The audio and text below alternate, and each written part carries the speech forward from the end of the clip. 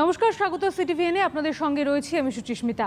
Corona বিষয়ক সতর্কতা নিয়ে প্রত্যেক দিন হাজির হয়ে যাই আমরা এবং চেষ্টা করি আপনাদের এই আতঙ্ক কাটিয়ে সতর্ক রাখার এবং তার সঙ্গে সঙ্গে ভালো রাখার। এবং তাই কারণে ইতিমধ্যে আমাদের এই করোনা বিষয়ক যা যা প্রশ্ন মাথায় আসে তার মধ্যে প্রধান প্রশ্ন বা সবথেকে গুরুত্বপূর্ণ প্রশ্ন হলো প্রতিষেধক বা ওষুধ আমাদের হাতে কবে এসে পৌঁছাচ্ছে। কারণ করোনায় আক্রান্তের সংখ্যা আমরা যদি একটু তাকিয়ে দেখি তাহলে দিন বা দিন বাড়ছে, মৃত্যুর সংখ্যাও রয়েছে, তবে সব মিলিয়ে সুস্থতার পরিমাণটাও রয়েছে। কিন্তু আমরা চাই যে প্রত্যেকে এই প্রতিষেধক আমাদের সামনে এসে উপস্থিত হোক এবং এই করোনার যে আতঙ্ক তা আমাদের মধ্যে থেকে একেবারেই কেটে যায়। আমি একটুখানি আপনাদের জানিয়ে রাখবো, কোভিশিল্ড অর্থাৎ এই যে বিষয়টি বা এই কোভিশিল্ড নিয়ে নানান রকম তর্ক বিতর্ক শুরু হয়েছিল কিছুদিন আগেই, কারণ ইতিমধ্যেই সেই কোভিশিল্ডকে বন্ধ করে দেওয়া হয়েছিল। যে স্বেচ্ছাসেবকদের কোভিশিল্ড দেওয়া হয়েছিল, অর্থাৎ অক্সফোর্ড ইউনিভার্সিটির যে আবিষ্কার তা যে দেওয়া হয়েছিল, তার জন্য একজন স্বেচ্ছাসেবকের বিরূপ প্রতিক্রিয়া হয়, অর্থাৎ সাইড এফেক্ট দেখা দেয়, এবং যার জন্য কোভিশিল্ড বন্ধ করে দেওয়া হয়েছিল। কিন্তু ইতিমধ্যেই জানা যাচ্ছে সেই প্রতিষেধক বা ট্রায়াল কিন্তু আবারও শুরু হয়েছে, আবারও দেওয়া হচ্ছে। কারণ বিজ্ঞানীরা বলছেন, অক্সফোর্ডের বিজ্ঞানীরা বলছেন যে এই প্রতিষেধক অত্যন্ত ভালো ফলদায়ী। এবং তার সঙ্গে সঙ্গে ভারত বায়োটেকের উৎপাদিত যে কোভ্যাক্সিন, এর বিষয়েও আমরা নানা তথ্য শুনে এসেছি। কারণ মানুষের উপর ট্রায়ালের পর এবার পশুদের উপরও ট্রায়াল হয় এবং সেই ট্রায়ালও কিন্তু একেবারে টোটাল সাকসেস। অর্থাৎ এই দুটি ভ্যাকসিন নিয়ে ভারত সরকার, বিশেষত যারা এই ভ্যাকসিনের সঙ্গে যুক্ত রয়েছে যে বিজ্ঞানীরা, তারা ভীষণভাবে আশা নিয়ে রয়েছেন। কারণ তারা আশা করছেন যে এই ভ্যাকসিনগুলি কিন্তু ভীষণভাবে করোনার রোগ থেকে আমাদের মুক্তি দিতে পারে। তবে এই বিষয়ে আরও বিস্তারিত আমরা জানবো কোন কোন দিক থেকে আমাদের সুবিধা হতে পারে, এবং তার সঙ্গে সঙ্গে আরও বেশ কিছু প্রশ্ন রয়েছে। এই প্রশ্নের উত্তর যিনি দেবেন তাকে আজকে স্টুডিওতে নয়, আমরা সরাসরি প্রযুক্তির মাধ্যমে তার কাছে চলে যাব। আজকে আমাদের সঙ্গে রয়েছেন ডক্টর ডক্টর অরিন্দম বিশ্বাস, এমডি মেডিসিন। ডাক্তারবাবু, আপনাকে স্বাগত জানাচ্ছি। যে প্রশ্নটা প্রথমেই জানবো, প্রত্যেকের মধ্যে একটা প্রশ্ন বারবার করে আমাদের মাথায় চলে আসে যে কবে এই করোনার রোগ থেকে আমরা মুক্তি পাবো। কারণ যত আমাদের দিন যাচ্ছে এই করোনার আক্রান্তের সংখ্যা বাড়ছে, আমাদের মধ্যে একটা আতঙ্ক সৃষ্টি হচ্ছে, এবং কোভিশিল্ড বলুন বা কোভ্যাক্সিন নিয়ে আমাদের মধ্যে একটা দ্বন্দ্ব লেগেই রয়েছে। আমি প্রথমেই জানতে চাইবো, এই পরিস্থিতি থেকে মুক্তির উপায় কি কি বলবেন আপনি? আশার আলো কোথায় জাগাচ্ছেন? এবং তার পরবর্তী প্রশ্ন আমি আসবো যে কোভিশিল্ড এবং তার সঙ্গে কোভ্যাক্সিনের কি আপডেট রয়েছে। দেখুন, একটা কথা, যে প্রতিষেধকের জন্য তো আমরা অপেক্ষায় আছি, কিন্তু সত্যি কথা একটা সহনশীলতার যুদ্ধ বলতে পারেন। আমাদের ধৈর্যের সাথে আমরা লড়ে চলেছি, প্রতিনিয়ত সময় কাটাচ্ছি। পরিস্থিতি এখনো স্বাভাবিক হয়নি, যদিও স্বাভাবিক করার একটা চেষ্টা সরকার করছে, সেটা বাধ্য হয়ে। কারণ অর্থনীতি বেসামাল যাতে না হয়ে যায়, মানুষ কাজ যাতে না হারান, সেই বিষয়ে সরকার গুরুত্ব দিয়েছে। সব সরকারই প্রাণপণ চেষ্টা তারা করছে, কিন্তু পরিস্থিতি জটিল, সেটা আগেও বলেছি, এখনো বলবো। যেভাবে সংখ্যা বৃদ্ধি হচ্ছে প্রত্যেক দিন, মানুষের মৃত্যুও হচ্ছে। তবে হ্যাঁ, একটা আশার আলো, সুস্থ হচ্ছে মানুষ অনেক। সেটা কোনো রাজ্যে 80%-এর ওপর, কোনো রাজ্যে 80%-এর কিছুটা কম। তবে হ্যাঁ, সুস্থ হচ্ছে, কারণ চিকিৎসা তাড়াতাড়ি হচ্ছে, দ্রুত হচ্ছে, আর রোগটাও চিহ্নিত হচ্ছে তাড়াতাড়ি। এই শনাক্তিকরণের কাজটা কিন্তু সরকার ভালোভাবেই নিয়েছে, এগিয়েছে কাজটা। সব সরকারি, সে কেন্দ্রীয় হোক সে রাজ্য হোক। তো সেই ক্ষেত্রে আমাদের এখন যে সচেতনতার বাণী আপনারা প্রতিনিয়ত দিয়ে গেছেন, সেই সচেতনতার বাণী যেন আমরা ভুলে না যাই, আমরা দূরে না রেখে দিই, কাছে নিয়েই আমরা আগামী দিন চলতে হবে। কারণ রোগটা চিরকালীন না সময়কালীন, সেটা কিন্তু এই মুহূর্তে বলার জায়গা আসেনি। তবে হ্যাঁ, আমরা যদি সাবধান হই, একটা স্পষ্ট বার্তা যে আমরা কিন্তু রোগটা থেকে মুক্ত থাকছি, রোগটা থেকে বেঁচে থাকছি।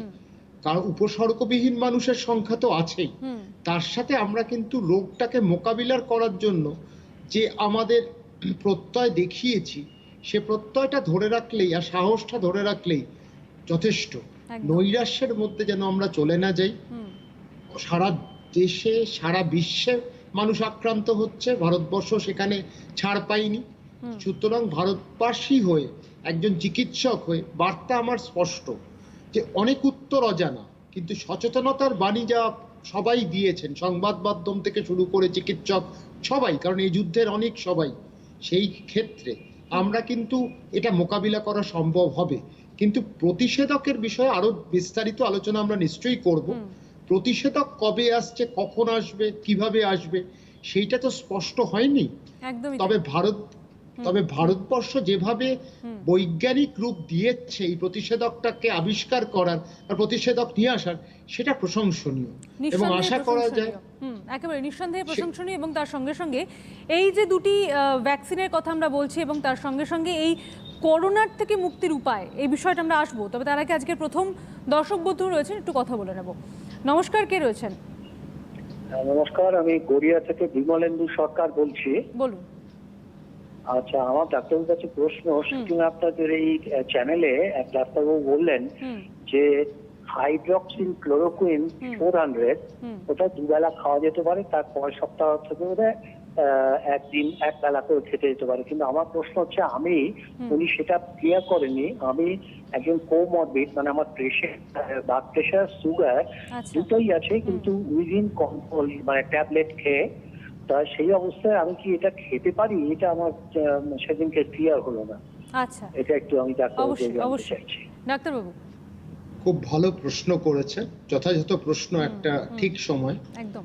আপনি একটা ইসিজি করাবেন, আপনাকে কোনো ডাক্তারকে যেতে হবে না। আপনি খালি দেখবেন ইসিজির মধ্যে একটা জায়গায় লেখা থাকবে কিউটি ইন্টারভাল, সেটা লেখা থাকে।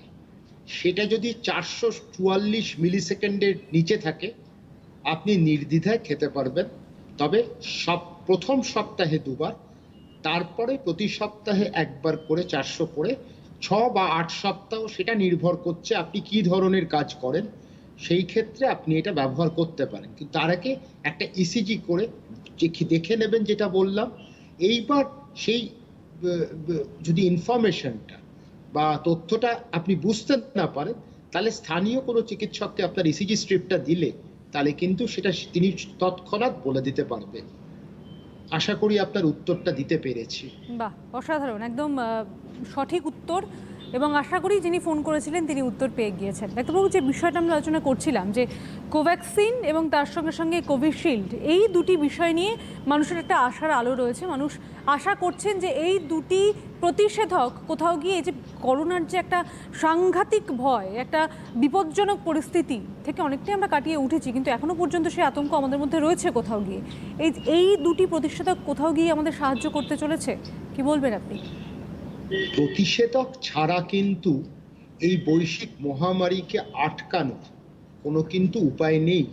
এটা চিকিৎসা নয়, যাতে রোগটা আক্রান্ত না করে, আক্রমণ না করে, সেইটাকে আটকানোর জন্য, থামিয়ে দেওয়ার জন্য।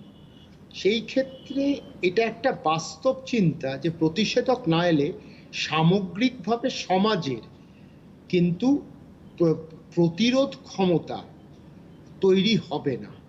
কারণ 60 বা 50% আমি ধরে নিচ্ছি, তাহলে 65 কোটি মানুষকে আক্রান্ত হতে হবে, তাদের সেরে উঠতে হবে।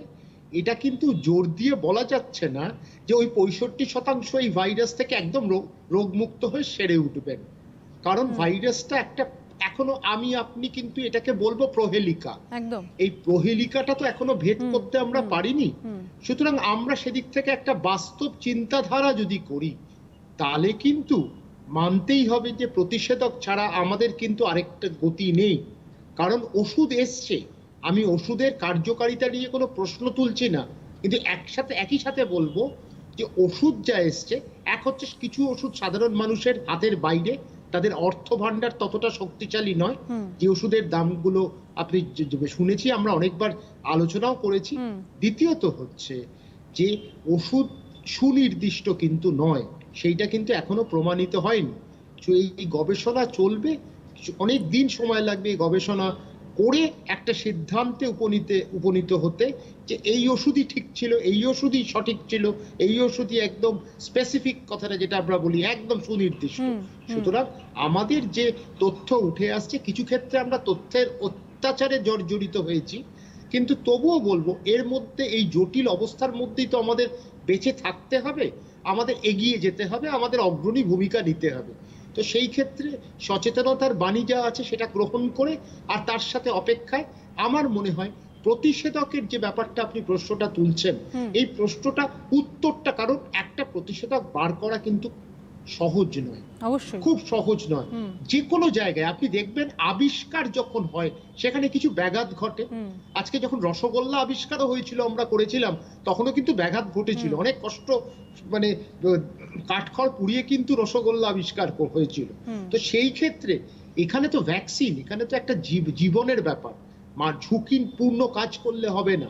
ঝুঁকি আছে যেখানে, সেখানে দেখতে হবে নিখুঁত, কতটা নিখুঁত সে কতটা মানুষকে মানে উপকৃত করছে এই ভ্যাকসিনের মারফত, কতটা প্রতিরোধ ক্ষমতা গড়ে তুলছে। এই বিষয়গুলো কিন্তু সময় লাগবে, অনেকটা সময় কিন্তু যাবে, সময় সাপেক্ষ আর বাস্তববাদী চিন্তাধারার মধ্যে এগোবে এই ভ্যাকসিন। তো আশা করা যায় ভ্যাকসিন আসবে। তবে আপনি যদি ইতিহাসটা দেখেন, ইবোলা ভ্যাকসিন নিয়েছে 3 বছর, মামস 4 বছর। তো যদি আজকে কতটা দীর্ঘ সময় কিন্তু নিয়েছে একটা ভ্যাকসিন তৈরি করতে, পরিপূর্ণভাবে একটা ভ্যাকসিন পেতে। তো সেই ক্ষেত্রে এই বৈশ্বিক মহামারীর জন্য মানুষ চেষ্টা চালাচ্ছে দ্রুত যাতে ভ্যাকসিনটা আসে, সেটা একজন মানুষ আরেকজন মানুষের উপকারের জন্যই করছে। কিন্তু একটু ধৈর্য তো আমাদের ধরতে হবে, আর কিছুটা ব্যাঘাত ঘটতে পারে। অক্সফোর্ডের ভ্যাকসিনের যে ব্যাঘাত ঘটেছে তার মানে না আমরা হতাশায় ডুবে থাকি, না, আমরা ভারতবর্ষের নাগরিক হয়ে একটা কথা, ভারতবর্ষ থেকে একটা ভ্যাকসিন তৈরি হবে, এটা তো আমাদের গর্বের বিষয় হবে।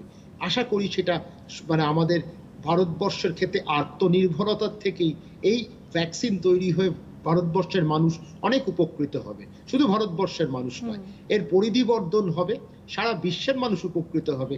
এই আশা তো আমি রাখতেই পারি একজন ডাক্তার হিসেবে।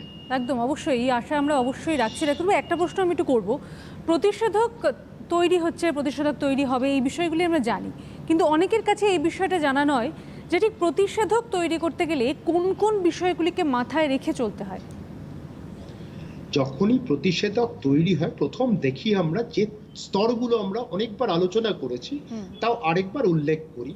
সে প্রথম স্তরের হচ্ছে পার্শ্ব প্রতিক্রিয়া আছে কিনা, দ্বিতীয় স্তর কতটা লাভবান হচ্ছি আমরা এই প্রতিষেধকটা দিয়ে, তৃতীয় স্তর হচ্ছে বহু মানুষের ওপর প্রয়োগ করা, এক শ্রেণীর মানুষের ওপর প্রয়োগ করব, আরেক শ্রেণীর ওপর করব না। কিন্তু এটা একমাত্র জানতে পারবেন যিনি চিকিৎসক, যিনি সংখ্যাতিক বিশ্লেষণ করছেন, তিনি বুঝতে পারবেন যে কিভাবে কাজটা হবে। তো সেই ক্ষেত্রে এইটা অনেক সময় সাপেক্ষ, তৃতীয় স্তরটা অনেকটা সময় সাপেক্ষ, অনেক মানুষকে নিয়ে এটা করতে হয়। তো এরপরে দেখা হচ্ছে এই ভ্যাকসিনের কতটা ডোজ, কতদিন বাদে বাদে দিতে লাগবে, বুস্টার লাগবে কিনা, প্রতিষেধক যে দিয়ে প্রতিরোধ কতদিনে তৈরি হয়, কতদিন স্থায়ী হবে। সুতরাং বিষয়গুলো কিন্তু খুবই গুরুত্বপূর্ণ, এক একটা ধাপে এগোতে হয়।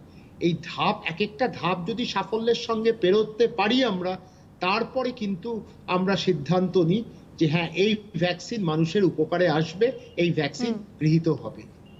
তবে একটা প্রশ্ন আমি করব, আমরা বারবারই এই প্রতিষেধক বিষয়ে আলোচনা করছি এবং এই ভ্যাকসিনের বিষয়ে আলোচনা করছি, এবং যেমনটা জানা যাচ্ছে যে এখন বলা হচ্ছে যে ইনজেকশন তার থেকে নাজাল ভ্যাকসিনের কিন্তু ট্রায়াল করা যেতে পারে এবং সেটা অনেক বেশি কার্যকরী।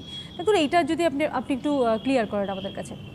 কয়েকটা দেশ করেছে, অস্বীকার করার নেই, তাদের বক্তব্য যদি আমরা নেজাল ভ্যাকসিন দিই তাতে কাজ হয়। একটা কথা বলি, আমি ভ্যাকসিনের কথা না, এক সময় নেজাল একটা ইনসুলিনের কথা, আমরা ডায়াবেটিস যখন আমরা মধুমেহ রোগের চিকিৎসা করি তখন একটা সময় বলা হয়েছিল নেজাল ইনসুলিন, মানে নাকের মধ্যে দিয়ে যদি, কিন্তু সেই ক্ষেত্রে দেখা গেল যে কতগুলো পার্শ্ব প্রতিক্রিয়া তৈরি হলো নাকে আর গলায়, তখন কিন্তু বন্ধ করে দেওয়া হলো।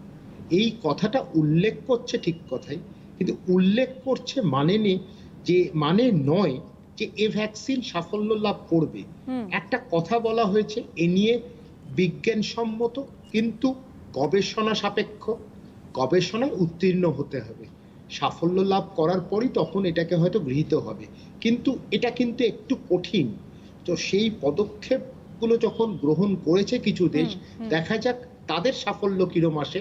আমরা কিন্তু এই মুহূর্তে কিছু জানি না এই বিষয়ে, খালি বলা হয়েছে, উল্লেখ করা হয়েছে কত জনের মানুষের ওপর তারা চেষ্টা করছে, কত ডোজ সেই সব বিষয় কিন্তু স্পষ্ট আসেনি কোনো তথ্য এসছে যে একটা চেষ্টা করছে, একটা প্রয়াস দেখা যাচ্ছে, প্রয়াস, কিন্তু এই প্রয়াসটা কতটা সাফল্য লাভ করবে সেটা নিয়ে আমার ওই সন্দেহ বলছি না, কিন্তু আমি অপেক্ষায় থাকবো, কারণ অনেকগুলো পথ পেরিয়ে তারপর কিন্তু সাফল্য লাভ করতে হয়।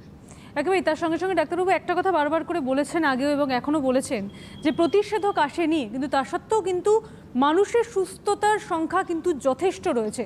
প্রচুর মানুষ সুস্থ হয়ে উঠেছেন, সুস্থ মানে একেবারে সুস্থ হয়ে উঠেছেন, এবং পরবর্তী সময়ে আমরা দেখেছি যে বেশ কিছু মানুষ আক্রান্ত হয়েছে পরবর্তী, অর্থাৎ সেকেন্ড ধাপেও কিছু আক্রান্ত হয়েছেন, তারাও সুস্থ হয়ে উঠেছেন। অর্থাৎ প্রতিষেধক হাতে আসা না সত্ত্বেও আমরা কিন্তু সুস্থ হয়ে উঠছি। সুতরাং এই সুস্থ হয়ে ওঠার পেছনে আমাদের একটা মূল কারণ হচ্ছে সচেতনতা, এবং তার সঙ্গে আপনি বা আমি যারা এখনো পর্যন্ত আক্রান্ত হইনি বা আশা করা যায় ভবিষ্যতে আক্রান্ত হব না, তাদেরও কিন্তু মূল কারণ সেই সচেতনতা। আমি এই বিষয়টা ডাক্তারবাবুকে একটু জানতে চাইব। ডাক্তার, আমরা প্রায় 6 মাসের বেশি প্রায় হতে চলেছে এই আমরা একটা প্যান্ডেমিক সিচুয়েশনের মধ্যে রয়েছি, কিন্তু যত আমাদের সময় এগোচ্ছে আমরা বারবারই দেখিয়েছি ছবি, কিছু মানুষের মধ্যে সচেতনতা বর্তমান এখনো পর্যন্ত এবং হয়তো ভবিষ্যতেও থাকবে, কিন্তু কিছু মানুষের মধ্যে সচেতনতার দিকটা প্রথম দিনও ছিল না, এখনো পর্যন্ত নেই। এবং তাদের মধ্যে প্রত্যেকের মধ্যে একটা কথা ভীষণ শোনা যাচ্ছে যে ধুর কি হবে, যা হবে দেখা যাবে। কিন্তু ডাক্তারবাবু, এই যে দেখা যাবে বা এই একটা মনোভাব, এটা যে কতটা বিপজ্জনক হতে পারে এক একজনের কাছে, সেটা যদি আপনি একটুখানি আমাদের জানান। দেখুন, সব মানুষেরই বোঝা উচিত, আমি চিকিৎসক হইতে অনেক মানুষকে দেখেছি বা কয়েকজন রোগীকে হারিয়েছি, আমি ক্যামেরার সামনেই বলছি, তাতে একটা পরিবার কিন্তু ছিন্ন ভিন্ন হয়ে যাচ্ছে। একদম ঠিক। যেদিন দেখলাম 36 বছরের আমার এক ভাতৃসম ডাক্তার, তার জীবনহানি হলো, তার পরিবার দিকটা তাকিয়ে খালি ভাবলাম যে হ্যাঁ, পরিবারটা তো ছিন্ন ভিন্ন হয়ে গেল কিছুকাল। তো এইরকম বহু পরিবারকে দেখছি ছিন্ন ভিন্ন হয়ে যাচ্ছে। আমাদের বাংলায় না অনেক অভিধানে নতুন নতুন শব্দ আসছে, ধুর, হুপ, এইসব কথাগুলো আমরা খুব প্রচলন, বাংলা ভাষাটাকে তো আমরা সরিয়ে ফেলে বাংলা হয়ে যাচ্ছে, মানে বাংলা ব্যাপারটা খুব সহজ হয়ে যাচ্ছে, এইরকম ব্যাপার। তো বাংলা ভাষাটাকে তো গুরুত্ব দিচ্ছে না, এই জন্য ধুর কথাটা এসে যাচ্ছি, ধুর দিয়ে আমরা শুরু করি, সম্বোধন করি, যে কিছুই না, সবকিছু ব্যাপারটা হাতের মুঠোয়। কারণ একটাই, কারণ আমরা সবকটার মানে আমি কি বলবো, যখন আমরা সম্মিলিত হয়ে, যখন আমরা চায়ের দোকানে বসি, আমরা ভারতবর্ষ কেন বিশ্বের সব যারা মানে সব রকম প্রশ্নের উত্তর দিতে পারি, সব সমস্যার সমাধান কিন্তু ওই চায়ের দোকানে হয়, এটা কিন্তু বাস্তব, এটা বলে লাভ নেই। একদম। তো এখন এই জায়গায় থেকে দাঁড়িয়ে এই যে কিছু মানুষের মধ্যে অসচেতনতা, এবং তারা এই অসচেতনতাকে প্রমাণ করতে চায় কিছু হবে না। ভারতবর্ষ আর পাকিস্তানের মধ্যে কিন্তু তফাৎ আছে শিক্ষাগত মানে, সেখানে পাকিস্তান বলতে পারে ও কিছু ছিল না, কিন্তু আমরা ভারতবর্ষের মানুষ কিন্তু অনেকটা শিক্ষিত, এবং শিক্ষার মানের উত্তরণ হয়েছে, এটা নিয়ে তো সন্দেহ নেই। আমরা কুসংস্কারের বশবর্তী হতে চাই না।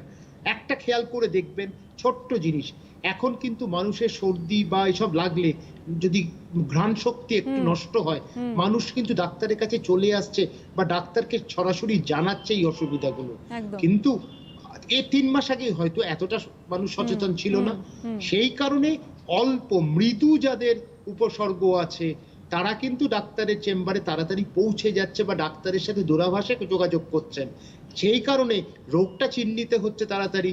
এই শনাক্তিকরণ যদি তাড়াতাড়ি হয়ে যায়, তাহলে কিন্তু আমরা চিকিৎসাটা তাড়াতাড়ি করতে পারি।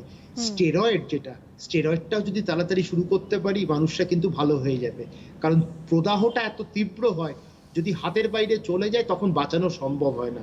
সেইটা কিন্তু বোঝা দরকার, সেটা অনুধাবন করা দরকার, সেটা কিন্তু গ্রহণ করা দরকার। ঠিক তাই, সত্যি তাই, আমাদের প্রত্যেকের বোঝা দরকার যে আমাদের জন্য কোনটা ভালো, কারণ ডাক্তার বা স্বাস্থ্যকর্মী বা প্রত্যেকে চেষ্টা করছেন আমাদের জন্য যাতে আমরা সুস্থ থাকি, ভালো থাকি, তবে আমরা নিজেরাই যদি প্রয়াস না করি তাহলে কিভাবে আমাদের জন্য ভালো পথ খুলবে, কিভাবে আমরা এই একটা প্যান্ডেমিক সিচুয়েশন থেকে মুক্তি পাবো, এটা একটা বড় প্রশ্ন। আচ্ছা, আমি আরও আলোচনায় যাব অবশ্যই, তবে তার আগে দ্বিতীয় ফোন রয়েছে, আমরা একটু নিয়ে নেব। কে রয়েছেন? হ্যালো। হ্যাঁ, বলুন বলুন। হ্যাঁ, আমি স্বপ্নস্বর বলছি। আচ্ছা, বলুন। কেন, আমার তো নিজের কোভিড-19 হয়েছিল। আচ্ছা। মানে আমার দুদিন জ্বর হওয়ার পরে কাশি হয়েছিল খুব। হুম মানে প্রাইভেট ডাক্তার থেকে 6 দিনের মাথাতেই আমি লালা পরীক্ষা করেছিলাম। হুম লালাটা আমার এই পাঁচলা ব্লক ফুলাই হেলথ থেকে হয়েছিল, আচ্ছা আর টেস্ট হয়েছিল মেডিকেল হসপিটাল। হুম ওই টেস্টিং এর সঙ্গে সঙ্গে রিপোর্টটা আমাকে তারপরের দিনই বেলা 10টায় জানায়। এখন জানানোর আপনি কেমন সঙ্গে- আছেন? এখন বলতে আমি হসপিটাল রিলাইজ নিয়েছিলাম, আমার এরিয়া বা ওটা ফুলেশ্বর সঞ্জীবনী। আচ্ছা, আপনার কথা ভীষণই মানে অস্পষ্টভাবে আসছে। আপনি যদি একটু ছেড়ে ছেড়ে কথা বলেন তাহলে একটু সুবিধা হয়। হ্যাঁ, আপনার প্রশ্নটা আপনি কি? বলে দিন। হ্যাঁ, ব্যাপারটা হচ্ছে আমি বেলডুবি অঞ্চল থেকে তো বলছি। আপনার প্রশ্নটা কি যদি একটু জানান আমাদের। আমার প্রশ্নটা হচ্ছে, আমি যে হসপিটালে কোভিড-19 ট্রিটমেন্ট হয়ে বেরিয়ে এসেছি, হ্যাঁ, আসার পরেও আবার আমি টেস্ট করেছি ওনাদের হসপিটাল থেকে আসার 20-22 দিন বাদে। আমার ফ্যামিলিও টেস্ট করিয়েছে, সব নেগেটিভ এসছে। এখন ওই মেডিকেল হসপিটালের পাশেই যে এটা আছে ওই ল্যাব থেকে টেস্ট রিপোর্ট এসছে নেগেটিভ। আপনার প্রশ্নটা ঠিক ক্লিয়ার হচ্ছে না দাদা। আপনি যদি প্রশ্নটাতে আসেন, আপনার প্রশ্নটা কি? প্রশ্নটা হচ্ছে যে আমি এখন তো সুস্থ হয়ে এসেছি, আমি এখন কিভাবে থাকলে আর যাতে না বোধ করতে পারে। আচ্ছা, অর্থাৎ আপনি কিভাবে সচেতনতার দিকটা মাথায় রাখবেন? অবশ্যই আপনি শুনতে থাকুন ডাক্তারবাবু। অর্থাৎ যে বিষয়টা নিয়ে আমরা আলোচনা করছিলাম, সচেতনতা, মানুষের মধ্যে সতর্কতা, উনি বললেন যে যারা যারা উনি নিজে কোভিড আক্রান্ত ছিলেন, উনি ফিরে এসেছেন, তিনি এখন কিভাবে সতর্কতা মেনে চলবেন? প্রথমেই ওনাকে ধন্যবাদ জ্ঞাপন করব, উনি সঠিক সময় যথাসময় চিকিৎসকের দরবারে গেছেন এবং দরবারে করার এনেছেন, চিকিৎসক ঠিক সময় মতো পরীক্ষা করিয়েছেন, সুস্থ হয়ে চিহ্নিত হয়েছেন, সাফল্যের সঙ্গে চিকিৎসা হয়েছে এবং উনি ভালো হয়ে বাড়ি ফিরে এসেছেন। তো সেই ক্ষেত্রে এইখানে সবচেয়ে বড় উদাহরণ যে সচেতনতাটা কিন্তু উত্তরণ হয়েছে। তো সেই ক্ষেত্রে ওনাকে একটাই কথা, এখনো আপনি কিন্তু, আমরা তো এই রোগের সম্বন্ধে বহিরঙ্গটা জেনেছি, অন্তরঙ্গ জানি না। আগামী কমাস এটা নিয়ে কিন্তু গবেষণা হবে।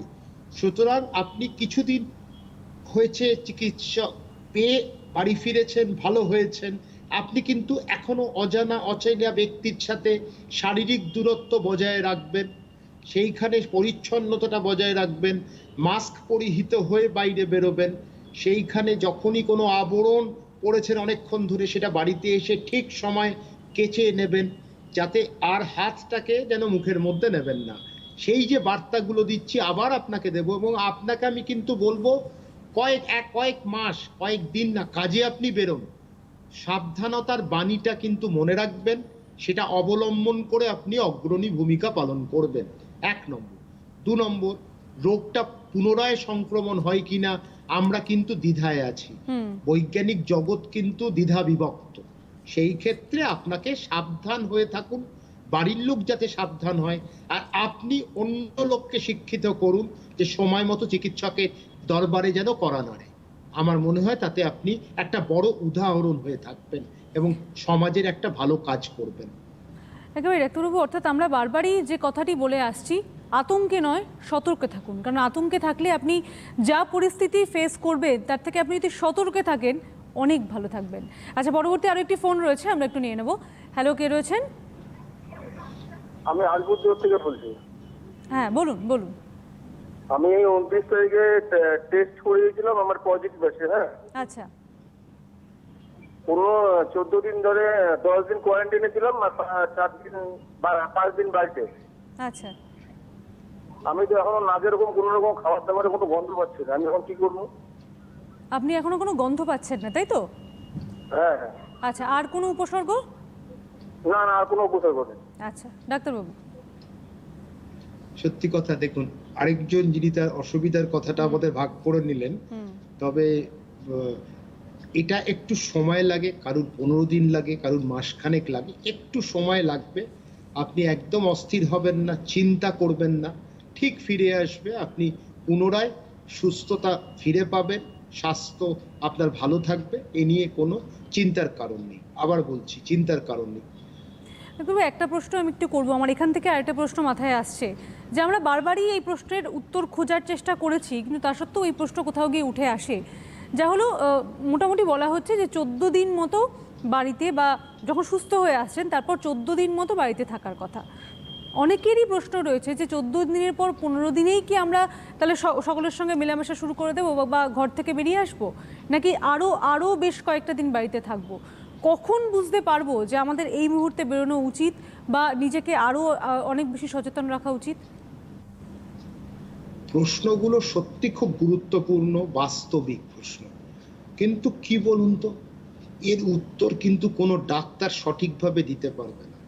14 দিন ধার্য করা হয়েছে, ঠিক আছে, এরপর যেটা ধরুন সবারই ব্যক্তিগত ডাক্তার চিকিৎসকের ওপর কিন্তু নির্ভর করছে।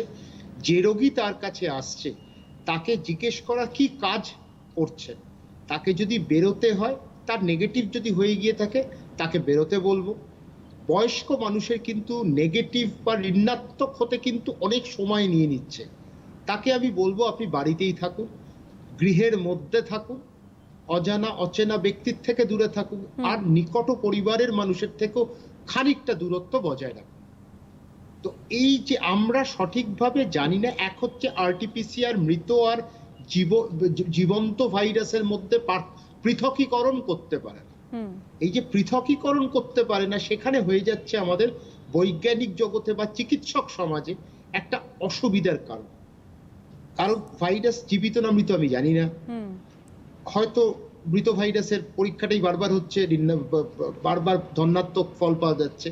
এইবার যদি তার কোনো উপসর্গ না থাকে বা তার জ্বর আসছে না, বা ধরুন পজিটিভ হয়ে রয়েছে, আমি একটাই কথা বলবো, বাড়িতে থাকো, কিছুদিন বাড়িতে থাকো, পরীক্ষা করাও আর কয়েকদিন বাদে।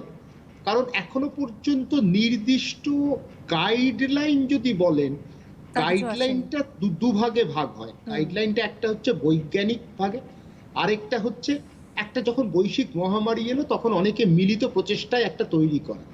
আর দুটো ডাক্তারিতে দুটো হয়, একটা হচ্ছে ক্লিনিক্যাল কিওর, আরেকটা হচ্ছে ল্যাবরেটরি কিওর। হ্যাঁ, নেগেটিভ হয়ে গেল, সেখানে ল্যাবরেটরির দিক থেকে সে ক্লিয়ার হয়ে গেল।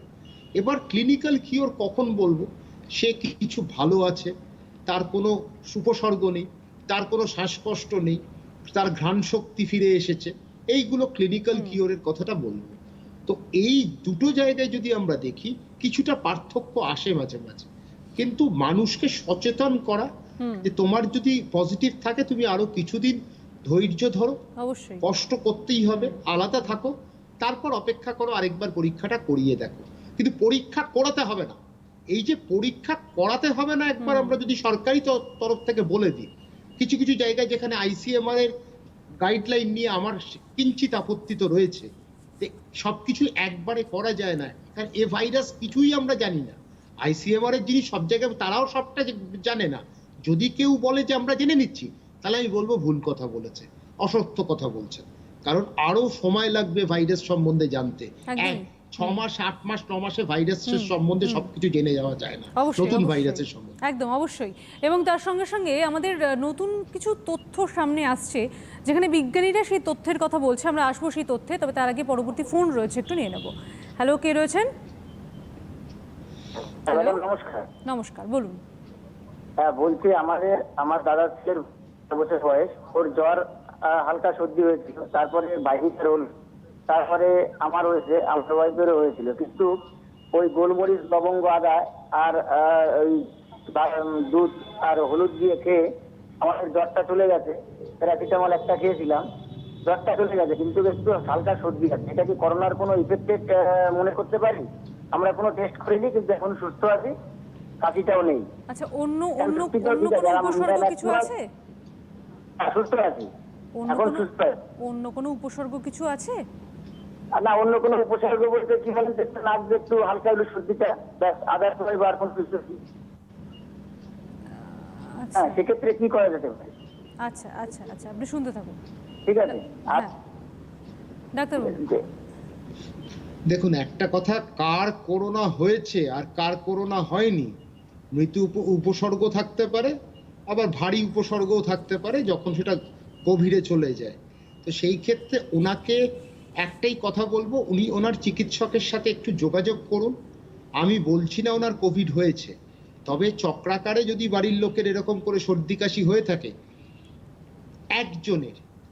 একজন পরিবারের যেন পরীক্ষাটা হয়, তাহলে কিন্তু আমরা বুঝতে পারবো উপসর্গবিহীন মানুষ ওনার পরিবারে কজন আছে বা কজন থাকতে পারে, সেইটা কিন্তু দেখা দরকার। একেবারে ডাক্তারবাবু, একটা প্রশ্ন আমি একটু করব অবশ্যই, কারণ বিজ্ঞানীরা একটা কথা বলছেন যে অনেকের ধারণা হচ্ছে যে মাথা ব্যথা বা একটুখানি অন্যরকম একটু ভ্যাবাচাকা খেয়ে যাওয়া বা এই এই এই জাতীয় যে মাথা ব্যথার যে উপসর্গগুলো, সেটাও তো আমরা একটা করোনার উপসর্গের মধ্যেই ধরছি। তো বিজ্ঞানীরা আশঙ্কা করছেন বা বলছেন যে এই মাথা ব্যথা বা এই করোনার যে প্রকোপ, তার জেরে মস্তিষ্কে একটা বড় সড়ো আঘাত আনতে পারে করোনা। আসতে পারে, সেটা যেটা বলেছে, একটা স্ট্রোক হতে পারে, একটা নার্ভগুলোকে স্নায়ুতন্ত্রে আঘাত করতে পারে, এটা তো বলা হয়েছে, অস্বীকার তো করছি না, কারণ দিনকে দিন পরিধি বর্ধন হবে। কারণ রোগটা সম্বন্ধে আমরা যত জানবো, জানতে জানতে আমাদের কিন্তু অন্ত থাকবে না। আজকে একটা জানবো, তারপরের দিন ওটা বলবো ওটা ভুল, আবার নতুন একটা তথ্য আসবে। এটার মধ্যে কিন্তু কোনো খারাপ কিছু না। নতুন জিনিস এলে এরকম তো ব্যাঘাত ঘটবে, যখন জ্ঞানের কিছুটা তো ধাক্কা খাবে, আবার আমরা ঘুরে দাঁড়াবো, আবার নতুন জিনিসটা জানবো, পরিষ্কারভাবে জানবো। তখন অনুবীক্ষণ যন্ত্র আছে বলেই তো আজকে ভাইরাসের অস্তিত্ব আমরা বুঝতে পেরেছি, তা না হলে তো বুঝতে পারতাম না।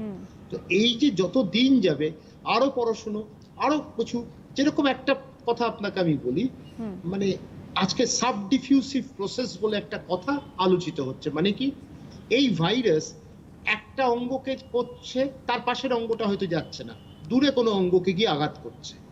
তো আজকে সাবডিফিউসিভ প্রসেসটা এমন যে কোনো অ্যাটমের মতন, যে সরাসরি গিয়ে গোল মতন যাচ্ছে না, তারা বিভিন্ন জায়গায় গিয়ে আঘাত করছে। তো এইটা অনেকটা, মানে ব্যাপারটা হচ্ছে, ছবি বিশ্বাস খুব নামকরা অভিনেতা ছিলেন, ছবি বিশ্বাসের একটা সিনেমা দেখছিলাম আমি রাজ কাপুরের সাথে সাথে, এ বঙ্গে কত কিছু হয়, কারণ উনি তখন মাতাল ছিলেন, উনি ধাক্কা খাচ্ছেন বিভিন্ন জায়গায়। এবার যদি মাতাল, যদি রাস্তার প্রচুর লোক থাকে, সে তার জায়গায় পৌঁছতে পারবে না। এইভাবেই তুলনা করা হয়েছে, মানে আমি একটা উদাহরণ দিলাম।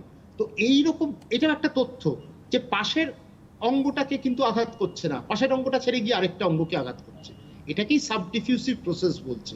তো সেই সাবডিফিউসিভ প্রসেসটা কিন্তু আবার সেটা একটা পড়াশোনার মধ্যে এসছে, গবেষণার মধ্যে এসছে। তো সেই ক্ষেত্রে এইভাবে চলতে থাকে, আবার নতুন কিছু তথ্য আসবে কয়েক মাস পরে, দেখবেন হয়তো আমাদের সেটাও পাল্টে দিতে পারে আমাদের ধারণা। ডাক্তার, উদাহরণটা কিন্তু অসাধারণ ছিল। আচ্ছা, পরবর্তী দর্শক বন্ধু রয়েছেন, একটু কথা বলে নেব। হ্যালো, কে রয়েছেন? হ্যালো, কেউ কি আছেন? না, বোধহয় যোগাযোগ বিচ্ছিন্ন হয়েছে। আচ্ছা ডাক্তার, যে বিষয়টা উনি গান শুনিয়ে দিলেন আমাদের, উনি কিন্তু আমাদের একটু গান শুনিয়ে দিলেন। আচ্ছা, একেবারেই যে বিষয়টা ডাক্তারবাবু আলোচনা করছিলাম, আমরা এই করোনা সম্পর্কিত আলোচনায় বেশ কয়েকবার শুনেছি ভেন্টিলেটরের ব্যবহার, কিন্তু অনেকের কাছেই ভেন্টিলেটরের ব্যবহারটা সম্পর্কে একটু ক্লিয়ার ধারণা নেই। অনেকেই জানেন না যে ভেন্টিলেটর বা ভেন্টিলেশনে কখন দেওয়া হবে একটা রোগীকে। আপনি যদি একটুখানি জানান। দেখুন, ভেন্টিলেটরের হচ্ছে কতগুলো বিষয় রয়েছে। প্রথম হচ্ছে পালস অক্সিমিটার দিয়ে দেখা, সেটা যদি খুব কমে তখন অক্সিজেন, হাই ফ্লো অক্সিজেন, ঠিক আছে, এক নম্বর। এইবার হাই ফ্লো অক্সিজেন আপনি দিলাম, স্যাচুরেশনটা কিছুতেই উঠলো না, শ্বাসকষ্ট বাড়ছে, আর পেশেন্টের কনসিয়াসনেস, আজকে পেশেন্ট যে আছে সে ঠিক মতো কথা বলতে পারছে না, একটা কথা বললেই হাড়ও হাঁপিয়ে উঠছে, মানে মানসিকভাবে সে একটু বিপর্যস্ত, বা মানসিকভাবে তার সেই ভারসাম্য হারিয়ে ফেলছে। সেই ক্ষেত্রে তখন আমরা বুঝবো এটা রেসপিরেটরি ফেইলিয়ার, মানে আইদার অক্সিজেন হয়তো মাত্রা অনেক কমে গেল, কার্বন ডাইঅক্সাইডের মাত্রাটা বাড়লো, এইবার হয়তো কার্বন ডাইঅক্সাইড মাত্রা ভীষণ বেড়ে গেল, যেটা টাইপ 2-তে আমরা বলি, ঠিক আছে। এই জায়গায় তখন কিন্তু ভেন্টিলেশন, এবার ভেন্টিলেশন মানে হচ্ছে অক্সিজেনের সাথে শরীরে আমরা অক্সিজেনটা দেব জোরে, মানে অনেক বড় ফ্লোতে দেব, যাতে শরীরে এমন জোরে দেব যাতে ফুসফুসের ভেতর অব্দি সেটা চলে যেতে পারে। মানুষ যদি কনসিয়াস থাকে তখন আমরা নন ইনভেসিভ ভেন্টিলেশন দিই, একটা মাস্ক থাকে, তার সাথে অক্সিজেন পাইপ থাকে, সেইটা কানেক্ট করে অক্সিজেনের সাথে, অক্সিজেন আসছে আপনার, এটা হয়ে গেল।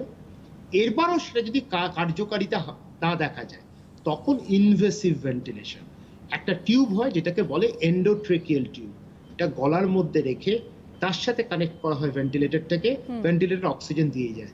এইভাবে কখন আমরা দেব? যখন স্যাচুরেশন কমছে।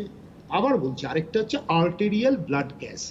আর্টারি থেকে আমরা একটা ছোট্ট নিডল দিয়ে, ওটা দেখে একটা মেশিন বলে এবিজি মেশিন, যেখানে ব্লাড গ্যাস অ্যানালাইজ হয়, ওই মেশিনের মধ্যে ওই রক্তটা দিয়ে দিলে কয়েক মিনিটের মধ্যে রিপোর্ট চলে আসে। সেই রিপোর্টটা দেখা ছোট্ট একটা প্রিন্টারের মতন, টিকিটের মতন ওরকম বেরিয়ে আসে। সেখানে অক্সিজেন কতটা আছে, কার্বন ডাইঅক্সাইড কতটা আছে, বাইকার্বনেট কতটা আছে। শরীরে একটা জিনিস আছে পিএইচ, যেটা শরীরে হচ্ছে 7.4। 7.4 এই পিএইচটা যদি খুব কম হয় তত অ্যাসিডিক, শরীরে যত অ্যাসিডিকের ওইটা বেড়ে যাবে, বাইকার্বনেট কমতে পারে। তো অ্যাসিডিক হলেই তখন কিন্তু আবার ভেন্টিলেটর দরকার হতে পারে, কারণ বোঝা যাবে তখন মানে শরীরের কিন্তু ক্ষতি হতে চলেছে, মানে ইনফেকশনের জন্য কিন্তু এটা হতে পারে। তো সেই ক্ষেত্রে অক্সিজেন ভেন্টিলেশনের প্রয়োজন হয়, তখন ইনভেসিভ ভেন্টিলেশন লাগে। কিন্তু একটা কথা বলছি, সারা বিশ্বে কিন্তু একটা পরীক্ষিত সত্য এসছে যে যত আমরা দেখেছি যে অক্সিজেন ভেন্টিলেশন পেশেন্ট কিন্তু তাদের যে প্রগনোসিস বলি কি হতে পারে, সেটা কিন্তু খুব ভালো দেখছি না। এই জন্যই ভেন্টিলেটরে একেবারে চলে গেলে তখন কিন্তু প্রাণনাশের একটা মানে হতে পারে। সেই ক্ষেত্রে আমরা চেষ্টা করি ভেন্টিলেশনের আগে অবধি, নন ইনভেসিভ ঠিক আছে, ইনভেসিভ ভেন্টিলেশনটা না দেওয়ার চেষ্টাটাই করি, কারণ তার ওটা খুব একটা রেজাল্টটা, ফলাফলটা খুব ইতিবাচক হয়নি। ডাক্তারবাবু, একটা বিষয় আমি একটু জানতে চাইবো। আমরা নিঃসন্দেহে প্রতিষেধক নিয়ে কথা বললাম, ভেন্টিলেটর, ভেন্টিলেশন এইসব নিয়ে কথা বললাম। তার সঙ্গে সঙ্গে এবার আমরা একটু জনজীবনে ফিরে আসি, অর্থাৎ যেটা সাধারণ জীবন আমাদের চলতে চলেছে। কালকে থেকে মেট্রো পরিষেবা শুরু হতে চলেছে এবং আজকে থেকে যেহেতু পরীক্ষা, যাদের পরীক্ষার্থী যারা, বিশেষত তাদের জন্য মেট্রো খুলে দেওয়া হয়েছে। কালকে থেকে জনসাধারণের জন্য মেট্রো খুলে দেওয়া হবে এবং সবটাই কিন্তু নির্দিষ্ট সময় অনুযায়ী এবং তার সঙ্গে সঙ্গে বেশ কিছু নিয়মাবলী বেঁধে দেওয়া হয়েছে। কিন্তু আমি একটা বিষয় একটু বলবো, যে যারা মেট্রো যে কর্তৃপক্ষরা রয়েছেন তারা নিঃসন্দেহে বেশ কিছু মেথড রাখবে, তারা বেশ কিছু বিষয়গুলিকে মাথায় রেখে চলবে।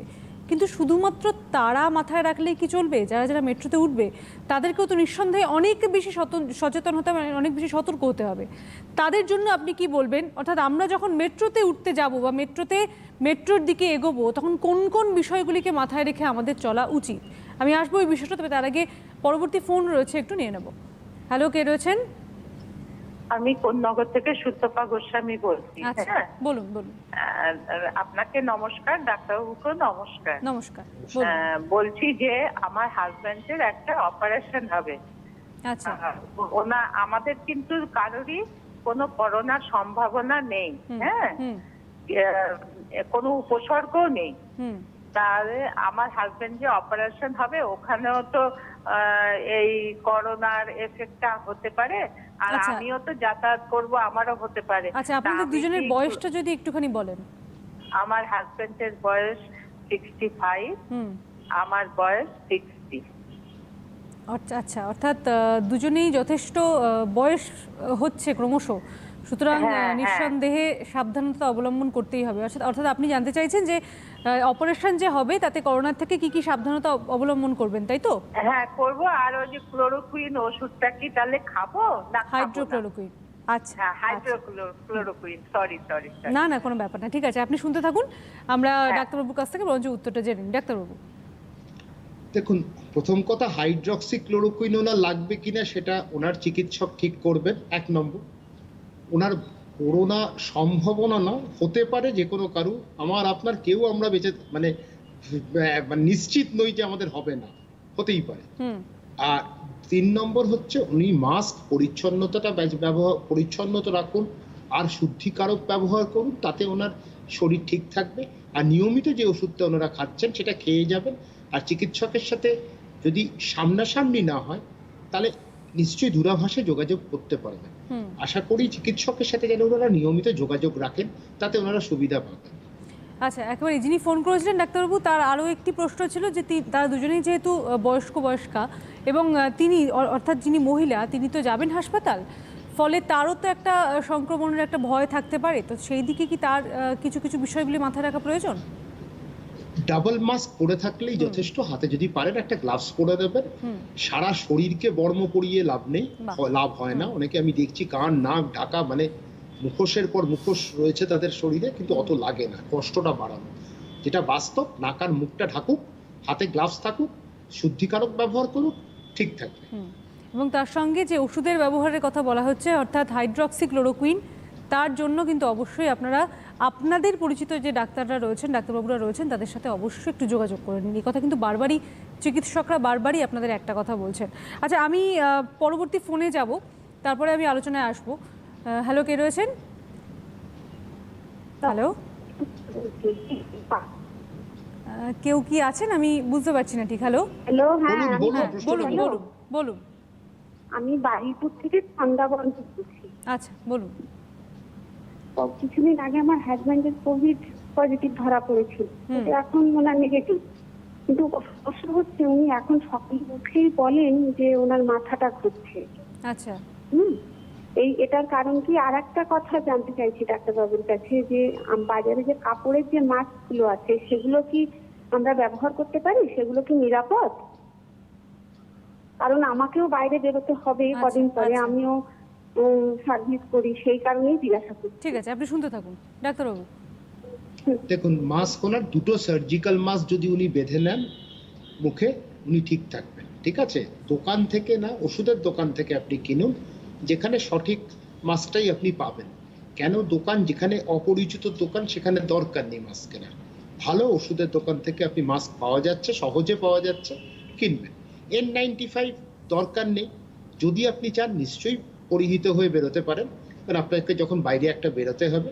তবে ডাবল মাস্ক পরলেও কিন্তু আপনি যথেষ্ট সুরক্ষিত থাকবেন, 1 নম্বর। আর ওনার হাজবেন্ডের যে মাথা ব্যথা হচ্ছে, এটা হতে পারে মাথা ব্যথা মানে কোভিডের পরবর্তী কোনো কিছু উপসর্গ নয়, যে কোনো কারণেই মাথা ব্যথা হয়। প্রেশারটাকে একটু দেখাবে, ডাক্তারবাবুর সাথে যোগাযোগ রাখো।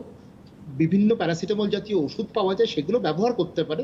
তবে সবটাই করবেন চিকিৎসকের অধীনে, চিকিৎসকের বাইরে না, চিকিৎসকের সাথে কথা বলে। দেখুন, একটা প্রশ্ন আমি অবশ্যই যাব, কারণ আমরা প্রায় শেষের দিকে চলে এসেছি। ICMR বলছে যে আমরা করোনা নিয়ে নিঃসন্দেহে অনেক বেশি সতর্ক, অনেক বেশি আতঙ্কিত রয়েছে ভীষণভাবে, কিন্তু তার সঙ্গে সঙ্গে আরও যে বেশ কিছু রোগগুলি রয়েছে, যে মারণ রোগগুলি রয়েছে, সেগুলোও কিন্তু নিঃসন্দেহে মাথা চাড়া দিয়ে উঠছে না বা সেগুলোকে গুরুত্ব দেওয়া হবে না, তা কিন্তু একেবারেই নয়। কারণ তারা সন্দেহ করছে যে মোটামুটি 2025 পর্যন্ত গোটা ভারতে 25 লাখের বেশি মানুষ আক্রান্ত হতে পারে ক্যান্সারে। দেখুন, এই বিষয়টা একটুখানি যদি আপনি জানান। মানে আমার বক্তব্য হচ্ছে, সত্যি কোভিড কিছু লোককে সক্রিয় করেছে, তার মধ্যে ICMR।